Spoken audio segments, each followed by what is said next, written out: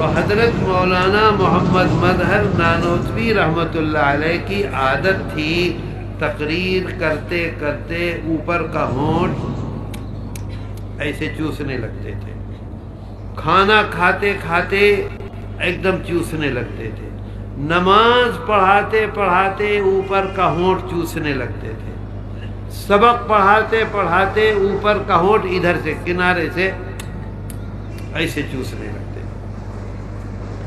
حضرت کے جو شاگرد تھے، حضرت کے ساتھ اٹھنے بیٹھنے والے جو لوگ تھے، وہ حضرت سے بار بار پوچھتے تھے کہ حضرت آپ ہونٹ کیوں چوستے ہیں؟ حضرت چپ ہو جاتے تھے، بتلاتے نہیں۔ بہت بڑے آدمی تھے، بہت بزرگ آدمی تھے، ایک مرتبہ دو مرتبہ پوچھتے تھے، حضرت جواب نہیں دیتے تھے تو خاموش ہو جاتے تھے، کچھ نہیں بولتے تھے۔ بہت لوگوں نے پوچھا، بہت پوچھا، بہت پوچھا، تو اپنے انتقال سے پہلے انہوں نے یہ واقعہ سنایا۔ آپ بھی سنیں اور دیکھیں کہ ہمارے بزرگوں کی نیت کو دیکھیے، اس نیت کا نتیجہ ہے کہ آج تک ہمارا ایمان محفوظ ہے، اس نیت کا نتیجہ ہے اور کچھ نہیں ہے، ان بزرگوں کی نیت کا نتیجہ ہے۔ میں سچی بات کہہ رہا ہوں، اور اگر قسم کھا لوں تو حانث نہیں ہوگا، صرف ان بزرگوں کا نتیجہ اور کچھ نہیں ہے۔ ساری دنیا میں، یہی نہیں ہندوستان میں نہیں، امریکہ میں مدرسے چل رہے ہیں، افریقہ میں مدرسے چل رہے ہیں، یورپ میں مدرسے چل رہے ہیں، کینیڈا میں مدرسے چل رہے ہیں، آسٹریلیا میں مدرسے چل رہے ہیں۔ وہ مدرسے جو ان بزرگوں کے نیم پر چل رہے ہیں وہ کامیاب ہیں، جنہوں نے ان نیم کو چھوڑ دیا ختم ہو گئے۔ اور یہاں بھی الحمدللہ۔ تو ان سے پوچھا کہ حضرت آپ نماز پڑھتے پڑھتے ہونٹ چوستے ہیں، آپ کھانا کھاتے کھاتے ہونٹ چوستے ہیں، آپ سبق پڑھاتے پڑھاتے ہونٹ چوستے ہیں، آپ مجلس میں بیٹھے ہوئے ہونٹ چوستے ہیں، کیا بات ہے؟ تو حضرت نے فرمایا کہ دیکھو، شاملی کے میدان میں، سمجھ گئے شاملی کا میدان؟ کیا کرنے گئے تھے؟ کیا کرنے گئے تھے؟ بھات کھانے؟ ماگور ماچھ کھانے؟ اپنی زندگی کو داؤں پر لگانے گئے تھے، یا تو مریں گے یا کامیاب ہوں گے۔ ہزاروں ہزار آدمی مر گئے۔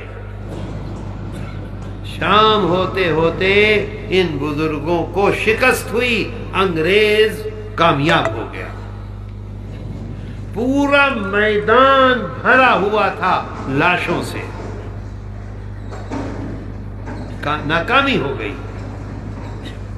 حضرت حاجی صاحب، حضرت نانوتوی رحمۃ اللہ علیہ، حضرت مولانا محمد قاسم، حضرت مولانا رشید احمد گنگوہی، یہ لوگ وہاں سے نکل آئے اور پورا میدان بھر گیا شہیدوں سے۔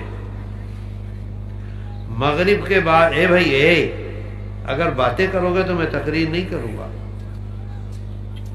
یہ سمجھ لو۔ تم میری جگہ بیٹھے ہو اور میں باتیں کروں تو تم بولو گے، تو پھر کتنی بری بات ہے، کتنی خراب۔ 5 منٹ رک جاؤ، ابھی ختم کر دیتا ہوں، پھر باتیں کرتے رہنا، بہت خراب بات ہے۔ پورا میدان بھرا ہوا تھا لاشوں سے، جو لوگ زندہ تھے وہ پانی پانی پانی پانی پانی، آخر وقت میں پانی پانی کی۔ حضرت مولانا فرماتے ہیں محمد مظہر نانوتوی کہ میں نے دیکھا کہ اچانک پورے میدان میں حوریں آ گئیں۔ حور سمجھتے ہو؟ حور جانتے ہو؟ نہیں جانتے؟ کیا کہتے ہیں حور کو؟ جنت میں جو حور ہوں گی انہیں کیا کہتے ہو؟ حور چینا، جنت کی حور، جنت میں کام کرنے والی، جنت میں ہماری خدمت کرنے والی کون ہوں گی؟ کیا کہتے ہیں انہیں؟ حور کہتے ہیں نا۔ تو پھر کیوں کہہ رہے ہو نہیں سمجھے؟ بری بات ہے، ماتھے کو اپنے سامنے رکھو۔ تو انہوں نے یہ دیکھا کہ پورے میدان میں جنت کی حوریں آ گئیں اور ہر ایک کے ہاتھ میں ایک گلاس ہے۔ کیا زمین کا پانی ہے؟ کیا کڑوا پانی ہے؟ کیا پوکھر کا پانی ہے؟ نہیں، جنت کا پانی، جنت کا پانی۔ جو پانی پانی کر رہا ہے اس کے منہ کو لگا دیتی ہیں اور لگاتے ہی وہ پانی پیتا ہے اور اللہ کے ہاں چلا جاتا ہے۔ وہ لیٹے ہوئے دیکھ رہے ہیں، زخمی ہیں، پڑے ہوئے ہیں۔